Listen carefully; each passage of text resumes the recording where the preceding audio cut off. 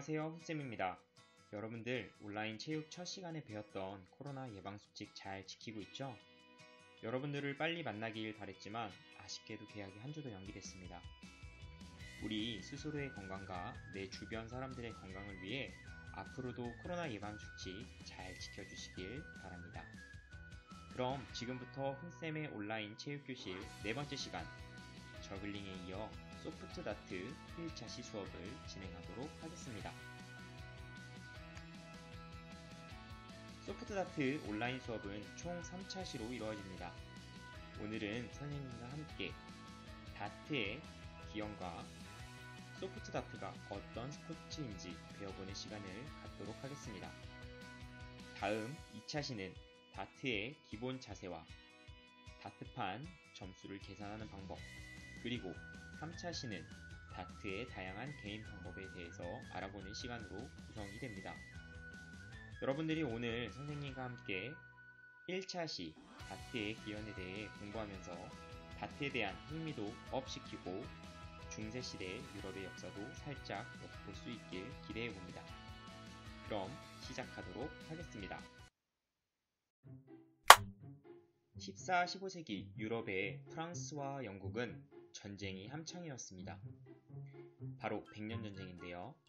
1337년부터 1453년까지의 전쟁은 무려 116년이나 지속됐습니다. 백년전쟁의 원인은 여러 가지가 있지만 두 나라의 영토 분쟁과 프랑스의 왕위 계승 문제가 전쟁의 주요한 원인이었습니다. 이 당시 프랑스는 유럽에서 가장 부유했고 약 1500만 명의 인구를 가지고 있었습니다. 반면에 영국은 약 400만 명의 인구가 살고 있는 작은 섬나라였죠. 그런데 이상하게도 백년전쟁의 4분의 3에 해당하는 기간 동안에는 영국이 전쟁에서 승리할 것처럼 보였습니다. 그 이유는 무기에 있었습니다. 영국에게는 중무장한 프랑스 기병들을 막아내는 데 적합했던 무기가 있었는데 바로 긴 활과 화살을 사용하는 장궁이었죠. 영국은 수적으로 열세였지만 이 장궁을 바탕으로 전쟁 초기 승기를 잡을 수 있었습니다. 그러나 이 소녀의 등장과 함께 프랑스가 점차 승기를 잡고 전쟁을 승리로 이끌게 되는데 바로 이 소녀의 이름은 그 유명한 잔다르크입니다. 여러분들도 한 번쯤은 이 이름을 들어보셨을 거라고 생각합니다. 이 잔다르크는 크게 두 가지를 변화시켰는데 첫 번째는 기존 방어 위주 전략에서 벗어나 영국군의 요새를 정면으로 공격하는 방법이었고 두 번째는 기존 프랑스 기병의 보병과 포병을 결합하는 것이었죠.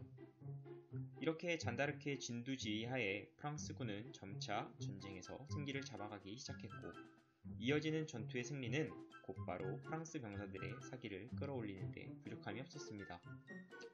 어쨌든 잔다르크의 등장으로 116년 동안이나 이어졌던 프랑스와 영국 사이에서의 백년전쟁은 프랑스의 승리로 끝이 나게 됩니다.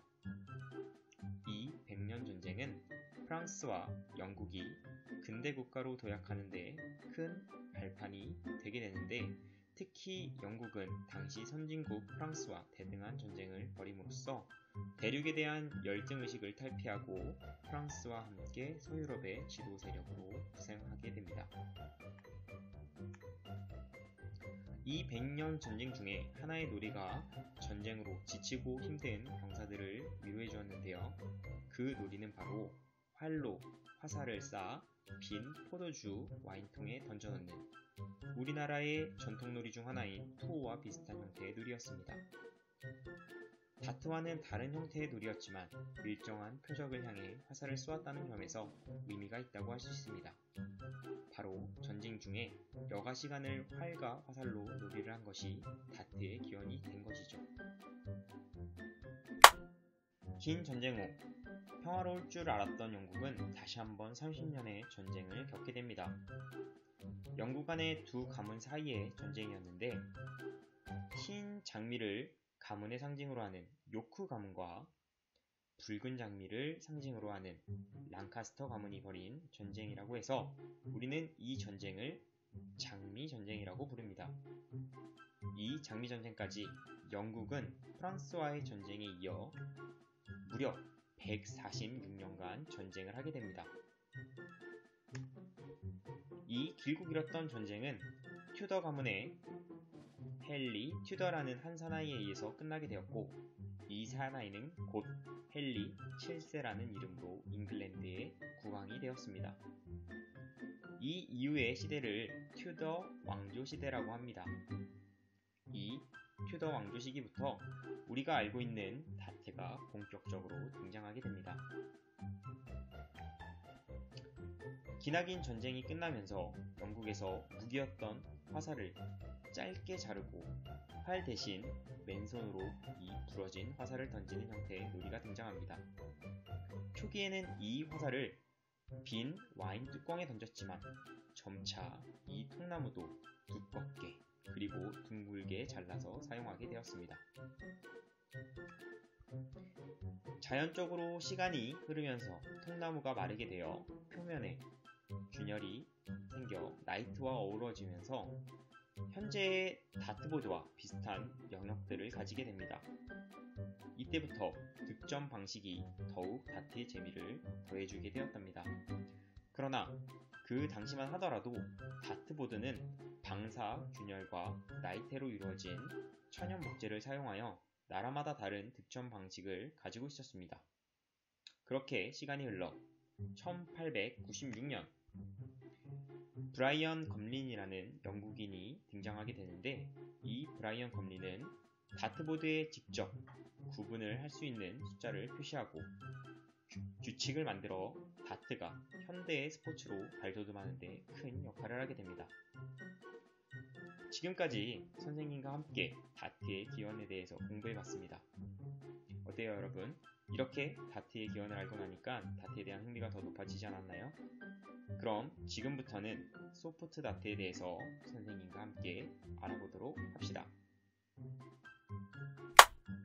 다트의 종류는 크게 스틸 다트와 소프트 다트로 나눠지게 됩니다. 초기에 스틸 다트를 주로 했다고 한다면 소프트 다트가 등장하면서 최근에는 소프트 다트가 조금 더 대중적으로 행해지는 것 같습니다. 그럼 소프트 다트와 스틸 다트의 차이점은 무엇일까요? 여기에서는 딱 두 가지만 알고 넘어가도록 하겠습니다. 첫 번째는 장비의 차이입니다. 스틸 다트 같은 경우에는 다트 촉이 쇠로 만들어져서 나무를 압축한 보드판을 사용하는 반면에, 소프트 다트의 경우에는 다트 촉과 다트 보드 모두 플라스틱으로 만들어집니다. 두 번째로 득점을 하는 방식인데, 스틸 다트는 사람이 직접 수기로 점수를 계산해야 하는 불편함이 있었지만, 소프트 다트 경우에는 자동으로 점수가 합계되는 편리함이 있습니다. 이러한 편리함은 사람들이 다트를 좀 더 쉽게 접근할 수 있도록 도와주었고, 소프트 다트의 대중화와 정식 다트 경기에서의 소프트 다트 활용을 끌어내지 않았나 싶습니다. 오늘 시간에 마지막으로 다트를 좀 더 자세히 들여다보도록 하겠습니다. 다트는 하우스 다트와 개인용 다트가 있는데, 하우스 다트의 경우 저렴하지만 정식 다트 경기에서는 사용하지 않습니다. 일반적으로 사용되는 다트는 다트가 다트보드에 꽂히도록 하는 다트의 팁, 다트를 잡을 때 사용하는 배럴, 다트의 비행을 원활하게 해주는 알게인 플라이트, 그리고 배럴과 플라이트를 연결하는 샤프트 총 4개의 부품으로 이루어집니다. 오늘은 소프트 다트 중 다트 명칭까지만 배우도록 하겠습니다. 지금 수업을 잘 들었다면 들은 내용을 바탕으로 영상 아래에 있는 형성평가를 풀어주시길 바랍니다.